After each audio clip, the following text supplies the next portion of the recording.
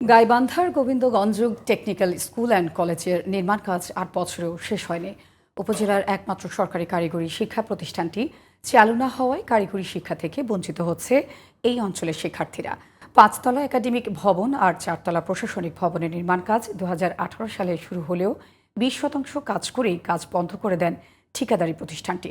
গাইবান্ধার প্রতিনিধি গোপাল মোহন্তের রিপোর্ট জানাচ্ছেন কিরম মোস্তফা। প্রায় ৩ একর জমির উপর ২০১৮ সালের ৭ June Gobindaganj technical school and কলেজের নির্মাণ কাজের কার্যাদেশ দেওয়া হলেও কাজ শুরু হয় ৫ মাস পর অক্টোবরে।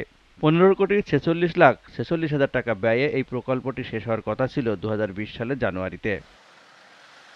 অধিদপ্তরের তদারকির অভাবে মন্থর গতিতে কাজ করতে থাকে ঠিকাদারি প্রতিষ্ঠান মেসাস এসিএল অ্যান্ড এইচসিওজেবি। একে একে চুরি হতে থাকে বিভিন্ন নির্মাণ সামগ্রী।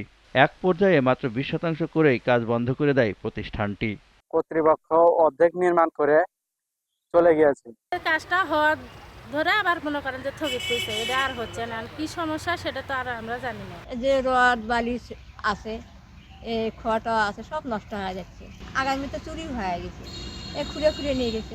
কন্ট্রাক্টরের উদাসীনতার কারণে কাজ থেমে আছে, বিধায় আমাদের বাচ্চা কাচ্চারা এই সুবিধাতে বঞ্চিত হচ্ছে। শিক্ষা প্রকৌশল অধিদপ্তরের নির্বাহী প্রকৌশলী জানান, প্রতিষ্ঠানটিকে একাধিকবার নোটিশ দিয়েও কাজ হয়নি।